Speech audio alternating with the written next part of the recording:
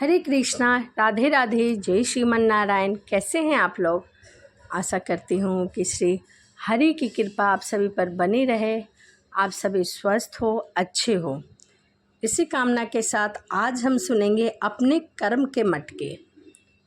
हम जो भी अच्छे और बुरे कर्म करते हैं वह कहीं ना कहीं एकत्रित हो जाते हैं। तो आइए उसी के ऊपर मैं आप लोग के लिए एक धार्मिक कहानी लेकर आई हूँ। प्राचीन समय की बात है। एक गांव में भावना और रोमा नाम की दो बहनें रहा करती थी। रोमा कम पढ़ी लिखी होने के कारण उसका विवाह एक गरीब परिवार में हुआ। वहीं भावना की सुंदरता पर मोहित होकर एक अमीर व्यक्ति ने उससे विवाह किया। अपनी सुंदरता पर घमंड तो भावना को पहले से ही था, लेकिन विवाह के बाद उसे दौलत का भी घमंड हो गया। दोनों बहनों के घर आसपास में ही थे। जब भी भावना को मौका मिलता वो रोमा को उसकी गरीबी के कारण नीचा दिखाने का कोई भी कारण नहीं छोड़ती थी। वह कहती, तुम जानती हो, अभी अभी मेरे पति ने मुझे सोने का हार दिलवाया, डायमंड की अंगूठी दिलवाई, तुम्हारे घर के पास वाला खेत हमने खरीद लिया। तुमने तो शादी के बाद कुछ भी नहीं खरीदा, मगर तुम कर भी क्या सकती हो? तुम तो बहुत गरीब हो, तुम्हारे पास तो खाने का भी कुछ नहीं है, तो तुम हार कैसे खरीदोगे? ऐसी बात सुनकर रोमा को बहुत बुरा लगता था, लेकिन वह मायूस होकर रह जाया करती थी। बहुत दिनों के बाद गरीबी में गुजर रहे उसके घर में 2 वक्त की रोटी भी बड़ी मुश्किल से जुट पाती थी। कई बार तो उसके घर का ऐसा हाल हो जाता था कि खाने के लिए अन्न का एक भी दाना नहीं होता था। भावना के पास जाती और अपनी बहन के नाते उनसे कुछ पैसे की मदद मांगा करती थी और साथ में यह कहती, जैसे ही हमारी फसल बिकेगी मैं तुम्हारे पैसे वापस कर दूंगी। लेकिन भावना हर बार टाल मटोल करके उसको मना कर दिया करती थी और हर बार कोई नया बहाना बना देती। इस तरह भावना ने कभी भी अपनी बहन की कोई भी मदद नहीं की। एक दिन रोमा ने सोचा कि भावना भी मेरी कोई मदद नहीं करती है, हर बार कोई ना कोई बहाना करके मुझे वहाँ से भगा देती है। यह सोचकर उसने सोचा, क्यों ना मैं अपने बड़े भाई से मदद मांगूं, वह मुझे कुछ पैसे देगा, वह मना नहीं करेगा। यह सोचकर वह अपने बड़े भाई के पास चली गई। अभी वह थोड़ा दूर ही गई थी कि उसे एक महात्मा नजर आए। उनके हाथ में एक मटका था।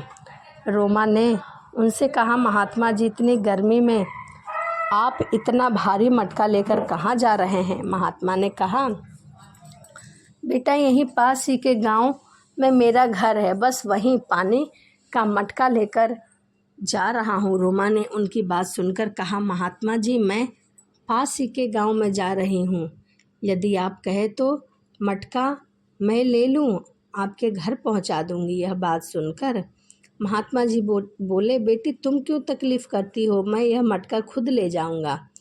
रोमा ने फिर कहा, बाबा, मैं तो आपकी बेटी की तरह हूँ, इसीलिए यह मटका मुझे दे दो। इस तरह रोमा ने महात्मा जी से मटका ले लिया और फिर दोनों साथ साथ चलने लगे। थोड़ी देर चलने के बाद वह गांव के समीप पहुंच गई। रोमा ने महात्मा जी के घर पर मटका छोड़ दिया और फिर अपने भाई के घर चली गई, लेकिन उस समय उसका भाई घर पर नहीं था।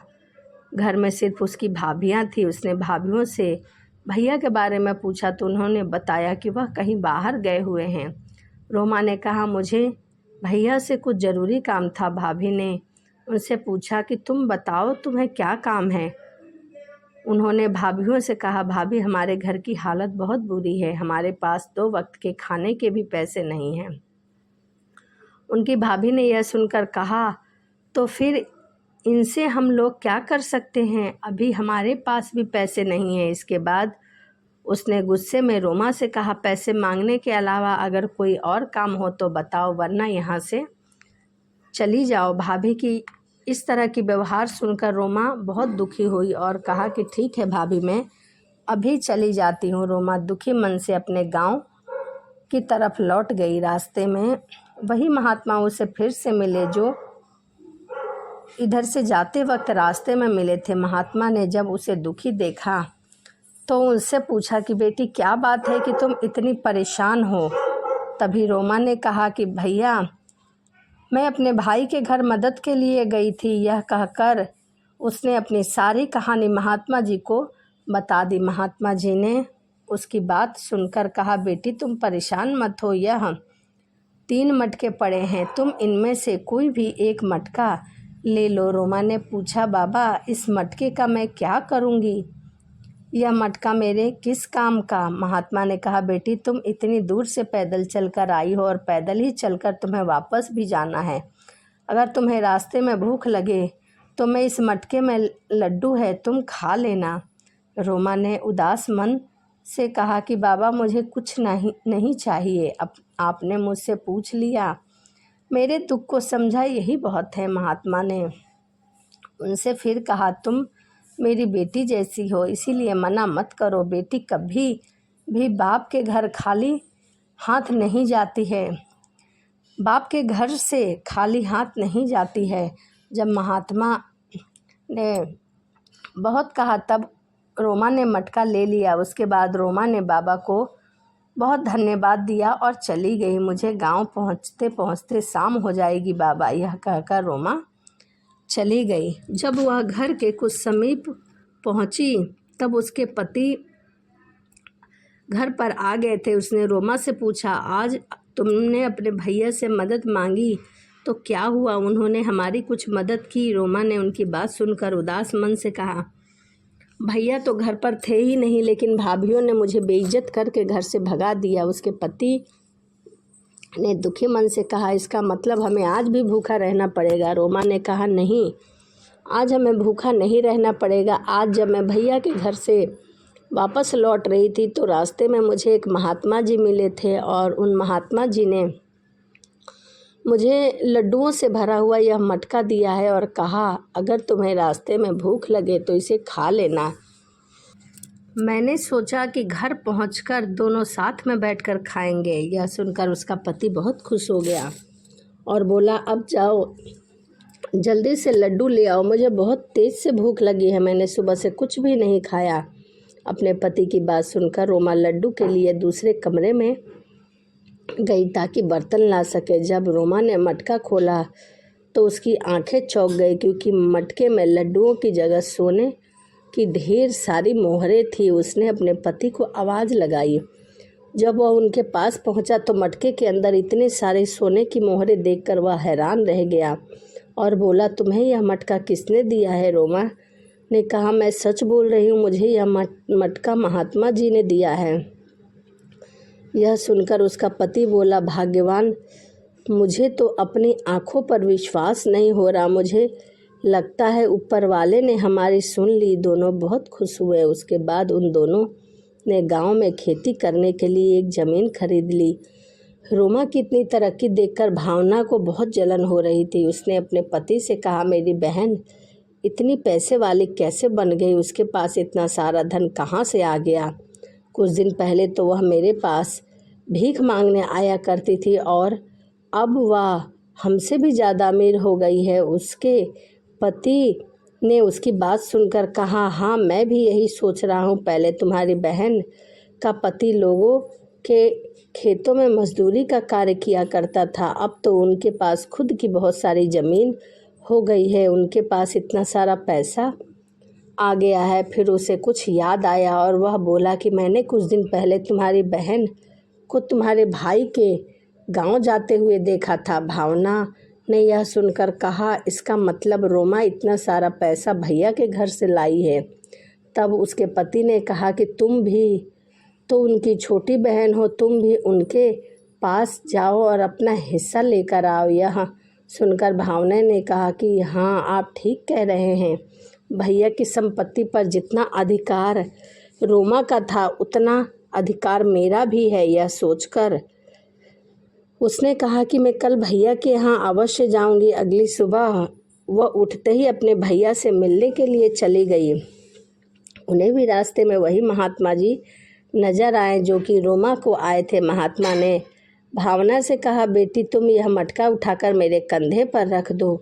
भावना ने महात्मा की बात सुनकर कहा, क्या तुम अपना काम खुद नहीं कर सकते?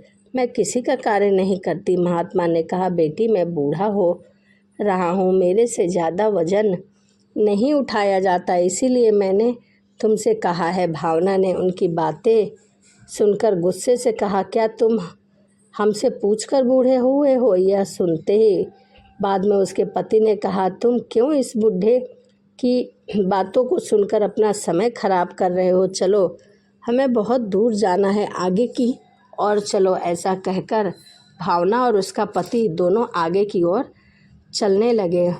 यह सुन तब वह अपने मैके जा पहुंची और अपने भैया से मिली और बोला, अच्छा भैया कैसे हो, मैं चलती हूँ। यह सुनकर भाई बोला, अभी तुम आई हो और इतनी जल्दी क्यों जा रही हो? खाना तो खाकर जाओ। लेकिन भावना ने कहा, नहीं, हमें जल्दी है, इसीलिए हम चलते हैं। इसके बाद दोनों वापस गांव की तरफ चले। रास्ते में भावना ने अपने पति से कहा, भैया ने तो उसे कुछ नहीं दिया, तो फिर उनके पास इतना सारा धन कहाँ से आया?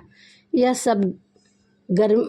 समय गर्मी बहुत ज़्यादा थी। भावना ने अपने पति से कहा, मुझे बहुत प्यास लग रही है, तुम कहीं से पानी लेकर आओ, नहीं तो मैं चक्कर खाकर गिर जाऊंगी। तभी दोनों को सामने एक झोपड़ी नजर आई। यह झोपड़ी उसी महात्मा जी की थी। महात्मा ने जब उन दोनों को देखा तो पूछा, बेटी मेरे घर की तरफ कैसे आना हुआ?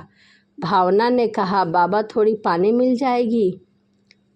महात्मा ने उसकी बात सुनकर कहा, क्यों नहीं बेटी, अंदर आओ। घर के अंदर पहुंचकर भावना ने कहा, बाबा हमें आपकी मदद करनी चाहिए थी, हमने आपकी मदद करने से इनकार कर दिया, हमें क्षमा कर दो और हमें थोड़ा सा पानी पिला दो। महात्मा ने उसकी बात सुनकर कहा, तो क्या हुआ बेटी, यह तुम्हारा कर्म था और यह मेरा कर्म है। फिर महात्मा ने उनसे पूछा, मैंने तुम लोगों को पहली बार देखा है। यह सुनकर किसके घर से आए हो? महात्मा जी की बात सुनकर कहा, इस गांव में मेरे बड़े भैया रहते हैं, उनसे मिलने हम इस गांव में आए थे। तब महात्मा ने कहा, अच्छा तुम ब्रिजू से मिलने आई थी? फिर बाबा ने उनसे पूछा, बेटी तुम्हारी एक और भी बहन है जो कुछ दिन पहले तुम्हारे भाई से मिलने के लिए आई थी। यह सुनकर भावना ने महात्मा जी से पूछा,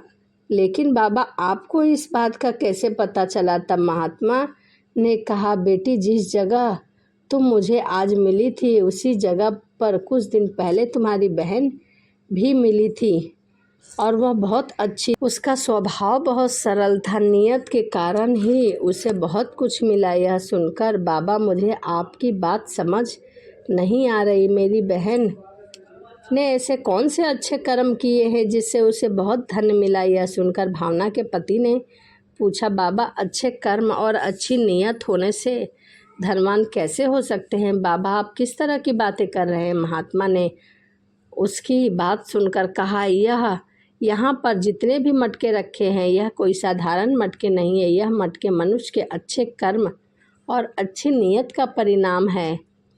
और मटके तब भावना ने कहा, बाबा मैं आपकी बात अच्छी तरह से समझ गई, यह कर्मों का ही फल है, जिसका जैसा कर्म होता है इस मटके में उसके कर्मों के अनुसार ही उसे फल मिलता है। महात्मा की बात सुनकर भावना ने कहा कि बाबा आप सही कह रहे हैं, बिल्कुल ठीक है बेटी। तब भावना ने कहा, बाबा अगर आपको कोई ऐतराज़ ना हो तो मैं एक मटका ले सकती हूँ, मैं भी अपना कर्म आजमा कर देखना चाहती हूँ। महात्मा ने कहा, क्यों नहीं बेटी, तुम भी एक मटका ले लो और अपने कर्म और अपनी नियत का फल पाओ। भावना ने वहाँ से एक मटका उठा लिया। फिर वह दोनों अपने घर की ओर चले गए। रास्ते में चलते चलते जब वह अपने घर पहुँचे तो भावना ने जैसे ही मटका खोला उसके अंदर से कीड़े मकोड़े बाहर निकलने लगे। भावना ने यह देखकर बहुत तेज़ से चिल्लाई कि क्या मेरे कर्म ऐसे थे, हमारे मटके में तो कीड़े निकले। यह बात सुनकर भावना के पति ने कहा, क्या गलत निकला? हमारे कर्मों के हिसाब से हमें बिल्कुल सही मिला है, हम लोग बहुत लालची है। तुम्हारी बहन मजबूरी के मारे हमारे पास मदद के लिए आई थी, परंतु हमने उसकी मदद नहीं की, हमने उसका बहुत मजाक उड़ाया। ऐसे बुरे कर्म करने के बाद हमें अच्छे फल की उम्मीद कैसे कर सकते हैं? भावना ने उसकी बात सुनकर कहा, आप बिल्कुल ठीक कह रहे हैं, मुझे अपनी पैसों पर बहुत घमंड था, अपनी सुंदरता पर बहुत घमंड था। मैंने अपनी बहन की मजबूरी को भी नहीं समझा, उसका बहुत फ़ायदा उठाया। भावना और उसके पति को अपनी गलती का बहुत ही पछतावा हो रहा था, लेकिन अब कुछ हो भी नहीं सकता था। इंसान कर्म तो करता है लेकिन नतीजे की परवाह नहीं करता। इस कहानी से हमें यही शिक्षा मिलती है, हमें हमेशा दूसरों की मदद करनी चाहिए, उसका मजाक नहीं उड़ाना चाहिए, क्योंकि कुदरत का एक नियम है, जैसा कर्म करोगे वैसा ही फल मिलेगा। तो वीडियो आपको कैसी लगी कमेंट ज़रूर करिएगा। तो चलिए इसी के साथ वीडियो को समाप्त करते हैं और मिलते हैं अगली वीडियो में। सभी को राधे राधे, जय श्रीमन नारायण, हरे कृष्णा।